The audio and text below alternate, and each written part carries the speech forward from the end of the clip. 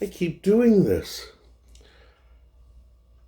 As you know, or for those of you who've watched my other videos, just recently one of our subscribers sent us a box of Oreo goodies. Stuff we can't get here in Canada. Different flavors and just different Oreos. One of them was being the Oreo Cakesters. These things are so good. You can hear me talk about these more in the other video, so I'll put a link up there to see it. But for those of you who don't know, this is an Oreo Cakester. It is basically a soft-baked Oreo. It's got tons of that gorgeous Oreo filling. They're nice and soft. They just melt.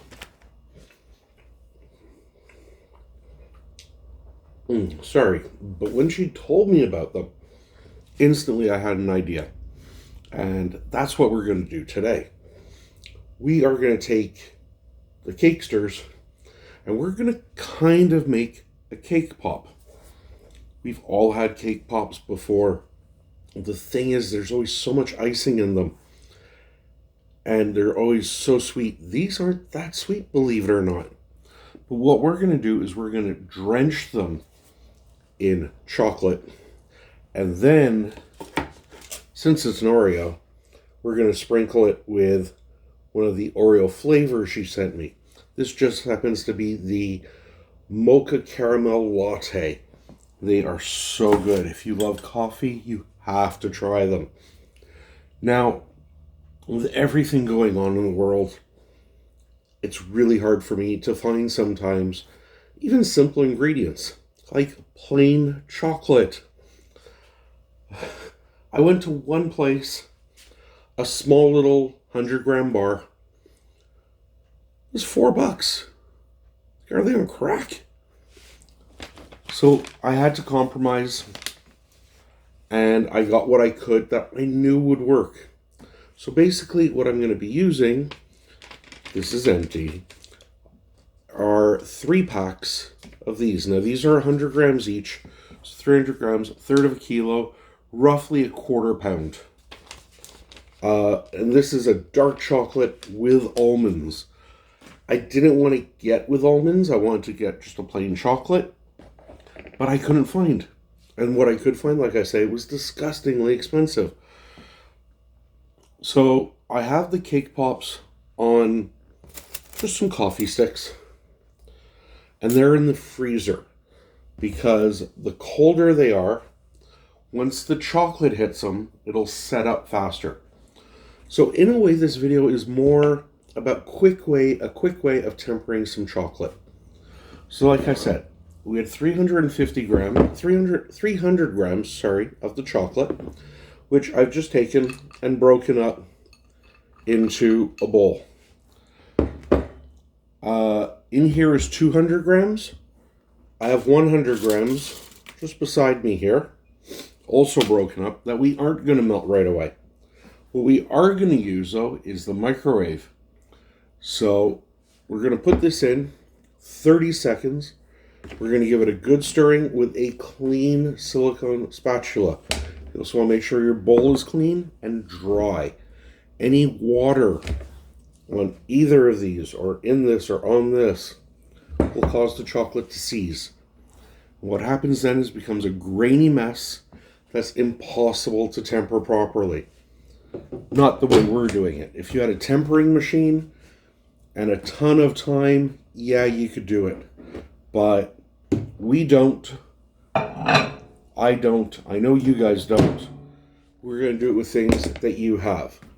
Now, yes, you can temper it on the stove, but then you need thermometers and you need all kinds of, you need double boilers, and it is so easy to get the water in the chocolate again. The microwave, while it is not exact, it gets you really close, and the way we do it works about 90% of the time. So I put my chocolate in there.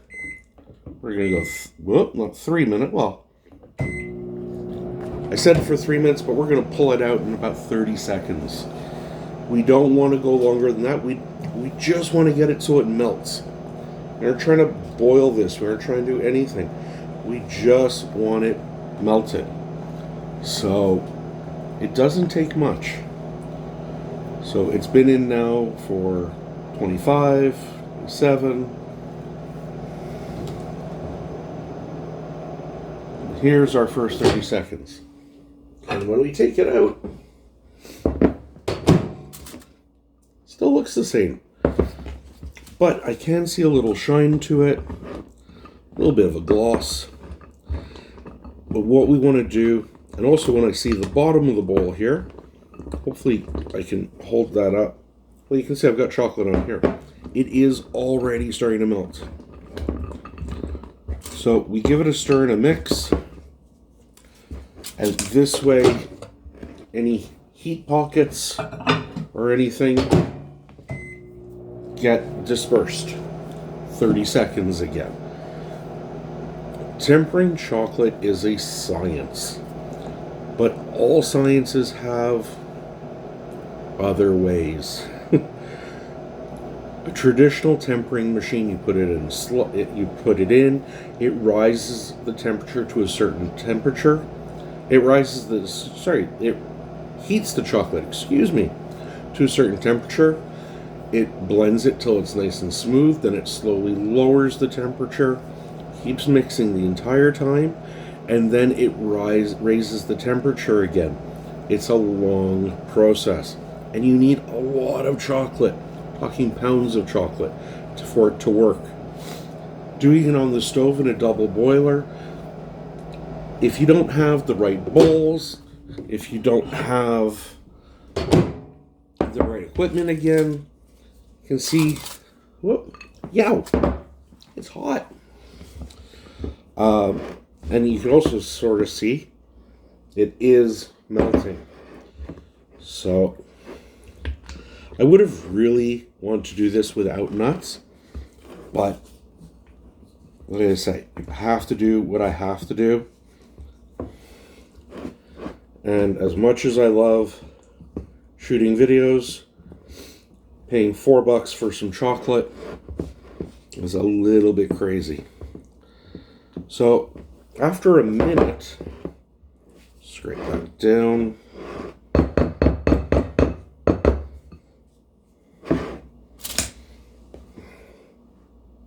You can see it's almost melted. Maybe 30 seconds more will do it. Well,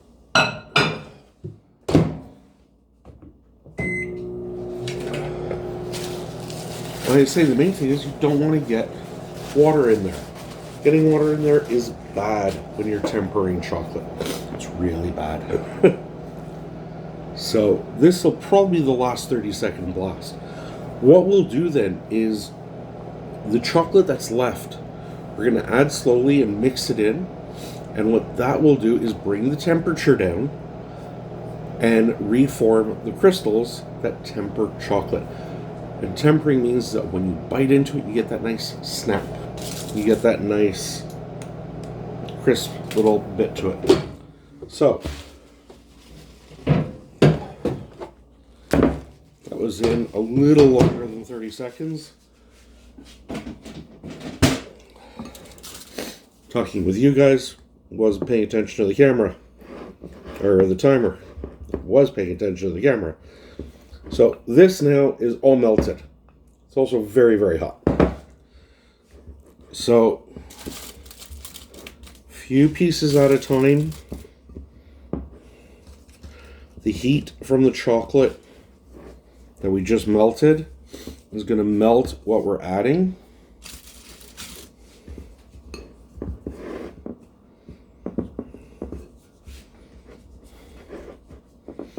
See, part of the problem with using the chocolate with nuts in it, so it's hard telling what's a nut and what's a chunk of chocolate.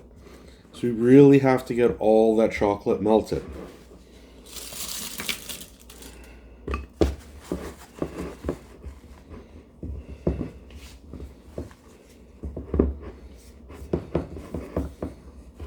So we are getting there.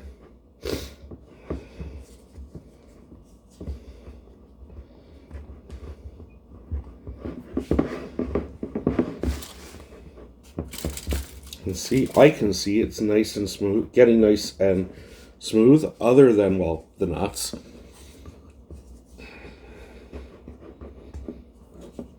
But at least the nuts and the chocolate are going to go well together. And they're already chopped small. And nuts was one of the things I thought of putting on top. This way, it's just in the chocolate as well. And there's only 2 pieces left, so they might as well go in 2.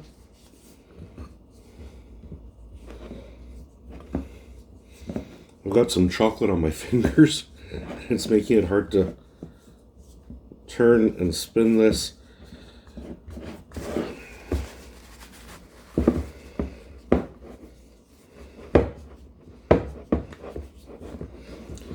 Now, a lot of people I know don't like doing melted chocolate because it can be hard to clean off. Well, once we have this done, we go to our next step. We'll show you a little trick. Makes it a little easier. Okay. So, carefully here, we're going to hold this up.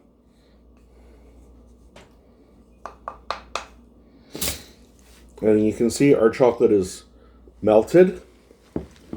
The chocolate we added is all melted. All the chunks, unfortunately, are the nuts. I've got chocolate on me. Nothing goes to waste. And that's in a tempered state now. Now what we're going to do is I have, like I said, our cake pops in the freezer. I'm going to go get those and we'll move on to them. Now these have only been in here for maybe 20 minutes. But cake pop. And it looks like pop. They're rock hard, which is perfect. I'm just going to spin the camera around so you can see what I'm doing on the next step. So just give me a sec. Okay, so we are back. So what I have here is just a cookie sheet lined with a piece of parchment paper and a cooling rack on top. The cooling rack is basically just to help catch everything. The parchment paper will make it easier to clean up because that's going to pick up the chocolate drips. And the reason I went with the cooling rack is after we've dipped them, we can use the rack just to keep them off the tray enough. Just so we're going to like prop them up. Just like that. So, because these are cold, the chocolate should set pretty quickly. I hope the camera's picking this up because I can't actually see the screen now. And we dip them in. Give them a good twist in there.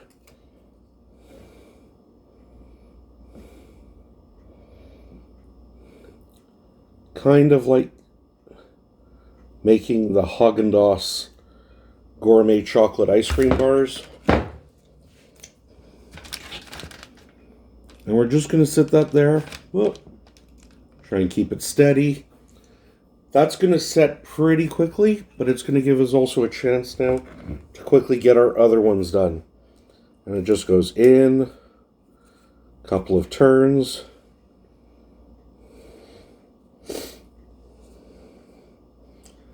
And out.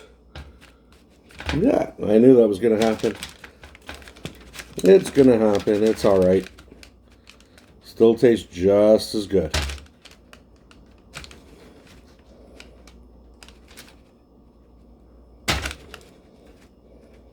Stay. When I was trying these out before, it worked perfectly. Now, of course, it's being hard. Oh. Now they just don't want to do it. Okay, well, we're going to try something here. See, here's where sometimes you have to improvise. And, well, I've still got chocolate all over me. If you can get yours to stand up, great. If I had one of those pans that had the crosses, that'd probably be better. But I don't. Unfortunately, I only have one that has slits. And it's just not enough to really hold it all up properly. So, again, same way, and you can sort of see what we're getting here.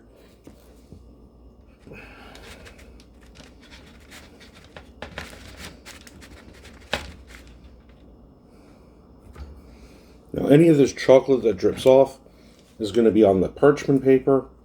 And once it fully cools, guess what? It's still a chocolate bar.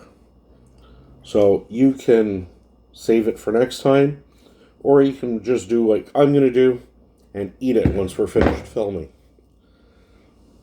So there we go. We have all our cake pops, which don't want to stand up today.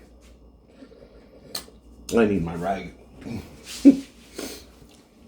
And if we left them like that, they would be great.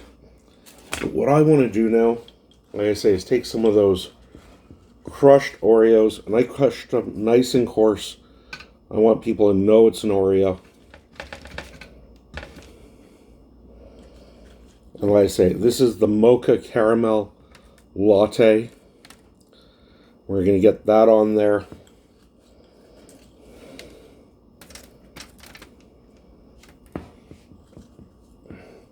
And I can already see on the first one we did that it's starting to set up, which is exactly what we want. Now my hands are coated in both caramel and Oreos and chocolate. God, they taste good. We're going to put these in the freezer for like 10 minutes. Just to help the speed up the setup. And come back, and of course we have to do a tasting. So we'll see you all again really soon. Well, that's strange. I've already shot this part.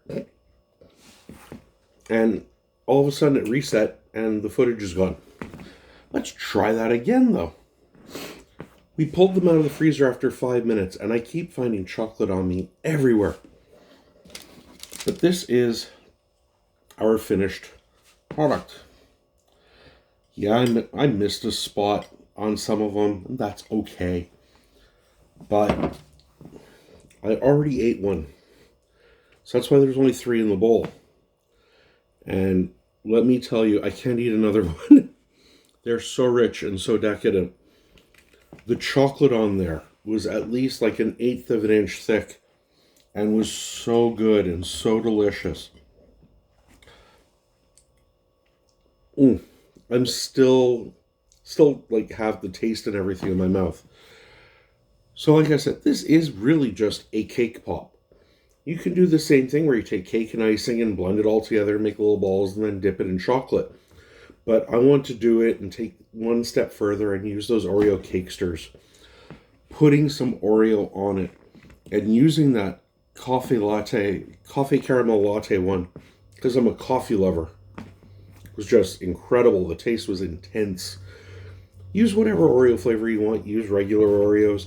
Use the Oreo crumbs you can buy, which have no cream in them, by the way. It only is the cookie. So is it still an Oreo? Is an Oreo the cookie, or is an Oreo the filling? Or does it really take both of them to be an Oreo? So, until next time, everyone. I wish I could show you eating it, but I don't think I could a second one. If you like these types of videos, let me know. Leave me a comment down below. I really hope to hear back from you. So, until next time. My name is Andrew. I am the 5 p.m. chef. If you're new to the channel, hit that subscribe button. It helps in more ways than you know in helping me to create these videos. If you're coming back, thank you ever so much. Hit that thumbs up button. Find more chocolate on yourself. And leave me a comment down below. Are these the types of videos you like? What would you like to see me do next? So until next time, everyone, have yourself a great day. Make yourself something delicious to eat. And we'll see you all again next time. Have a great day. Bye.